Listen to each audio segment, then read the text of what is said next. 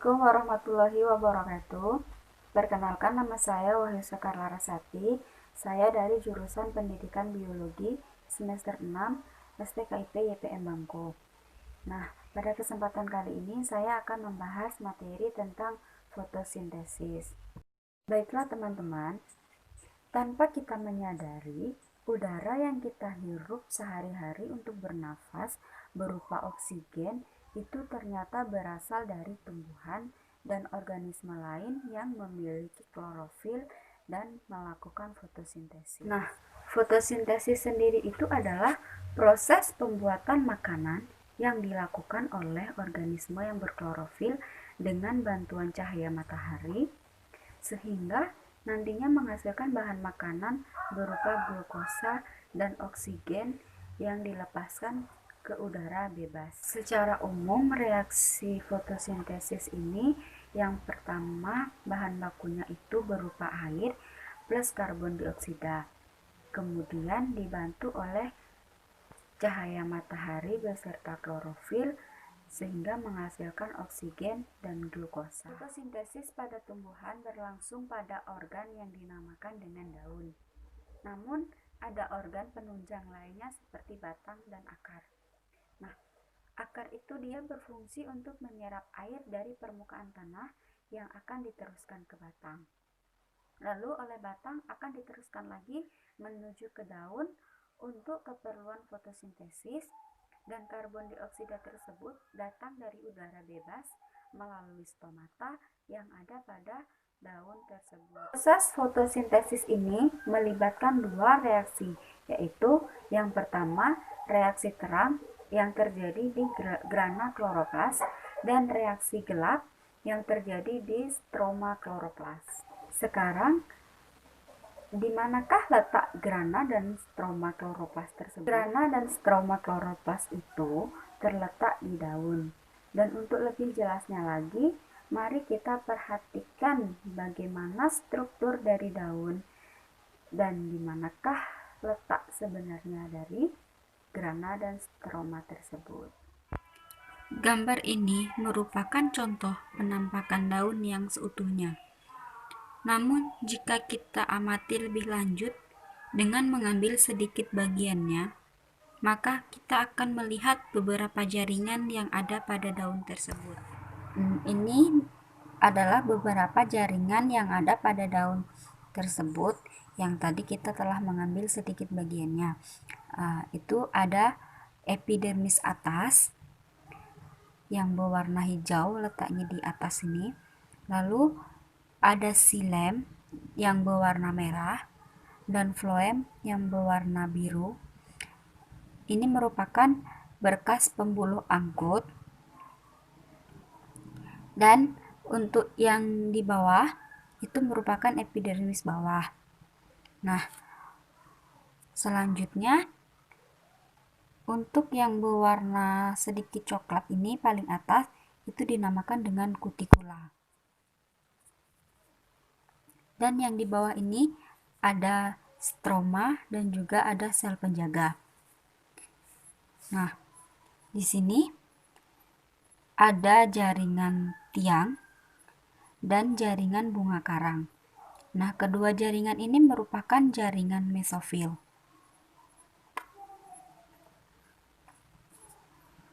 Di dalam jaringan mesofil ini terdiri dari banyak sel, dan di dalam sel tersebut terdapat salah satu organel sel yang disebut dengan kloroplas. Di dalam kloroplas inilah tempat beradanya butiran-butiran klorofil untuk melakukan fotosintesis. Kloroplas terdiri dari beberapa bagian. Yang pertama itu ada membran luar di sini, dan juga ada membran dalam di bagian dalamnya sini. Nah, lalu dia ada grana dan juga tilakoid, di mana grana ini merupakan tempat terjadinya reaksi terang pada fotosintesis. Lalu ada stroma. Stroma ini merupakan tempat berlangsungnya reaksi gelap. Jadi, dari gambar yang sudah saya jelaskan tadi Dapat disimpulkan bahwa fotosintesis itu terjadi pada jaringan mesofil. Karena jaringan mesofil ini terdiri dari jaringan spons atau jaringan bunga karang dan jaringan palisade atau jaringan tiang. Antara sel-sel yang ada pada jaringan spons atau jaringan bunga karang dan jaringan palisade atau jaringan tiang tersebut mengandung salah satu organel yang disebut dengan kloroplas. Di dalam kloroplas inilah terdapat grana dan stroma, di mana grana itu merupakan tempat berlangsungnya reaksi terang dan stroma merupakan tempat berlangsungnya reaksi gelap. Di dalam kloroplas inilah terdapat grana dan stroma, di mana grana itu merupakan tempat berlangsungnya reaksi terang dan stroma merupakan tempat berlangsungnya reaksi gelap. Lalu, apa yang dimaksud dengan reaksi terang? Dan apa pula yang dimaksud dengan reaksi gelap? Oke, pertama kita akan mulai dulu dengan reaksi terang.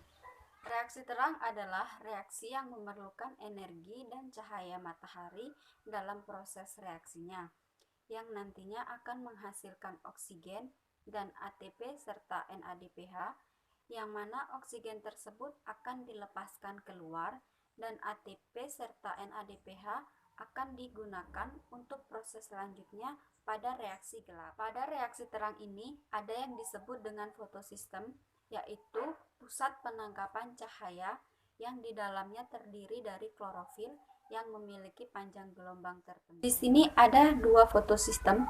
Yang pertama fotosistem 1 yang memiliki panjang gelombang 700 dan fotosistem 2 yang memiliki panjang gelombang 680.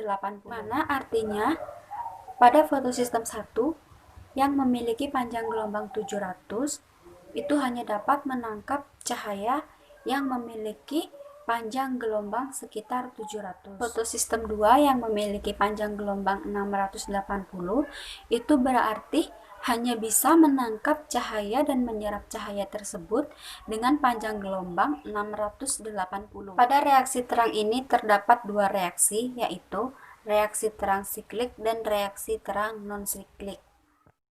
Reaksi terang siklik ini melibatkan satu fotosistem, yaitu fotosistem 1. Sedangkan reaksi terang non-siklik ini melibatkan dua fotosistem, yaitu fotosistem 2 dan fotosistem 1. Nah, sekarang bagaimanakah proses yang terjadi pada reaksi terang siklik dan reaksi terang non-siklik? Dan apa saja yang dihasilkan dari reaksi terang siklik dan reaksi terang non-siklik? Mari kita simak gambar berikut ini. Baiklah teman-teman, sekarang kita memasuki reaksi non-siklik, yaitu bagian reaksi terang pada fotosintesis. Pada reaksi non-siklik ini melibatkan dua fotosistem, yaitu fotosistem 1 dengan panjang gelombang 700 dan fotosistem 2 dengan panjang gelombang 680.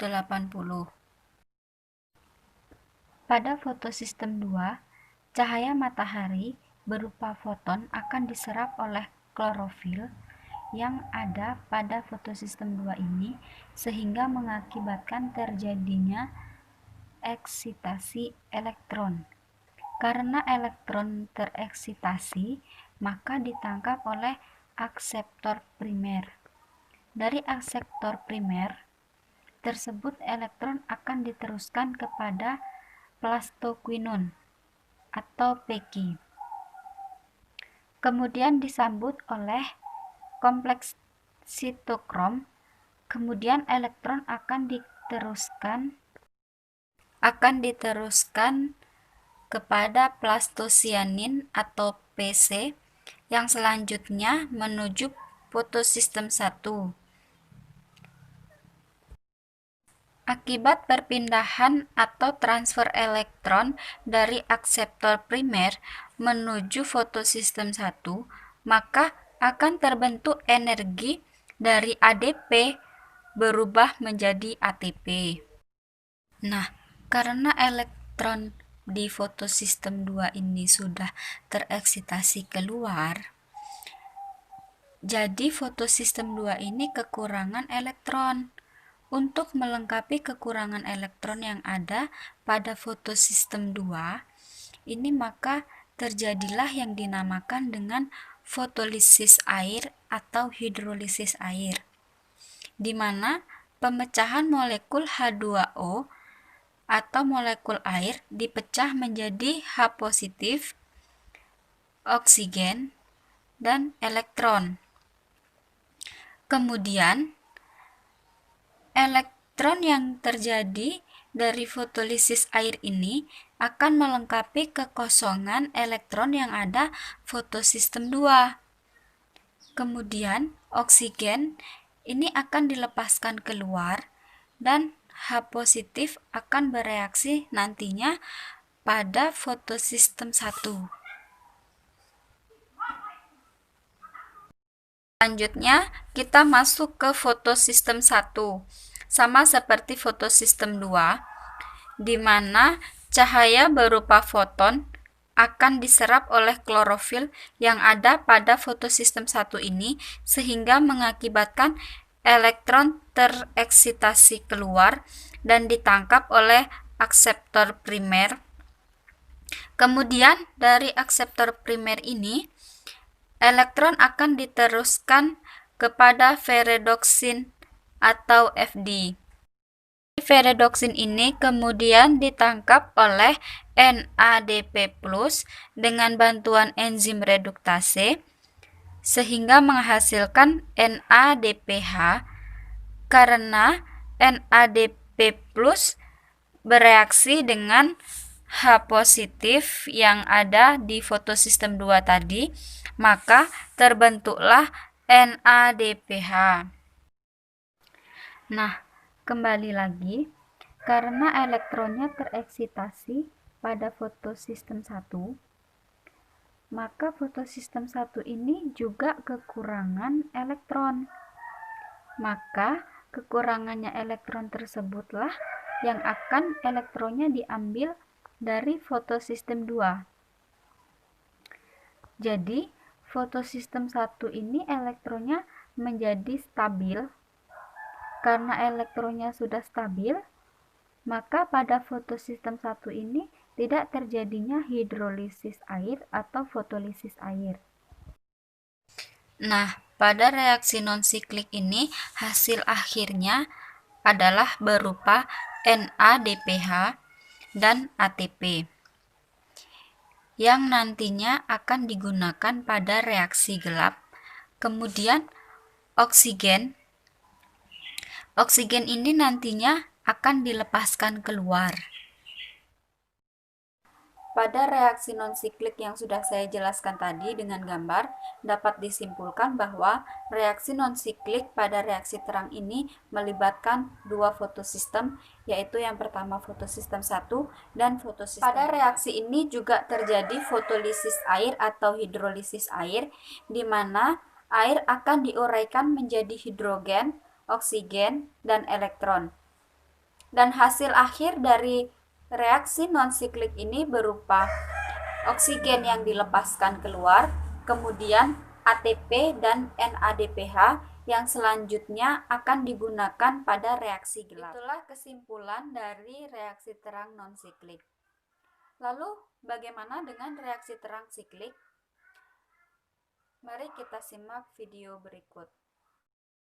Baiklah teman-teman, ini adalah reaksi kedua dari fotosintesis yang disebut juga dengan reaksi gelap atau siklus Kelvin-Benson. Pada reaksi gelap ini melibatkan CO2, ATP, dan NADPH yang berasal dari reaksi terang. Nah, bagaimanakah proses reaksinya? Reaksi gelap ini terdiri dari 3 tahap, yaitu yang pertama tahap fiksasi, dan yang kedua tahap reduksi, dan yang ketiga ada tahap regenerasi. Pada tahap fiksasi ini, karbon CO2 yang memiliki satu atom karbon diikat oleh 3 ribosa bifosfat yang memiliki 5 atom karbon yang dibantu oleh enzim Rubisco sehingga menghasilkan 6 trifosfogliserat yang masing-masing memiliki 3 atom C. Selanjutnya, dari 6 trifosfogliserat dengan menggunakan energi 6 ATP diubah menjadi 61 tribifosfogliserat yang memiliki 3 atom C. Di sini terdapat penambahan fosfat dari ATP sehingga jadinya tribifosfogliserat, dan ATP ini setelah digunakan dia berubah menjadi 6 ADP. Tahap selanjutnya adalah tahap reduksi, yaitu 6,1-tribifosfogliserat ini akibat terjadinya penambahan atom hidrogen dan elektron dari 6 NADPH, maka tereduksilah menjadi 6 gliseraldehida trifosfat atau yang memiliki 3 atom C atau disebut juga dengan PgAl. Dan 6 NADPH ini yang telah digunakan berubah menjadi 6 NADP. Dan tahap selanjutnya 6 gliseraldehida trifosfat yang memiliki 3 atom C. Ini satunya dikeluarkan untuk membentuk glukosa, jadinya 1 gliseraldehida trifosfat, maka terbentuklah glukosa yang memiliki 3 atom C. Selanjutnya, karena yang satu ini sudah keluar, jadi sisanya tinggal 5 gliseraldehida trifosfat yang masing-masing memiliki 3 atom C. Kemudian 5 gliseraldehida trifosfat ini diubah kembali menjadi 3 rubilosa bifosfat yang memiliki 5 atom C. Dengan bantuan energi 3 ATP kemudian digunakan sehingga berubah menjadi 3 ADP. Tahap ini dinamakan dengan tahap regenerasi. Dan enzim 3 rubilosa bifosfat ini yang memiliki 5 atom C ini kembali siap untuk mengikat CO2. Nah, jadi energi yang digunakan untuk proses siklus Kelvin-Benson ini atau reaksi gelap ini berasal dari reaksi terang seperti ATP, NADPH, dan selanjutnya membentuk gula dengan 3 atom C. Satu kali siklus Kelvin-Benson membentuk satu gula dengan 3 atom C dari 3 CO2. Demikianlah sekilas penjelasan dari saya tentang materi fotosintesis. Semoga bermanfaat. Saya akhiri. Wassalamualaikum warahmatullahi wabarakatuh.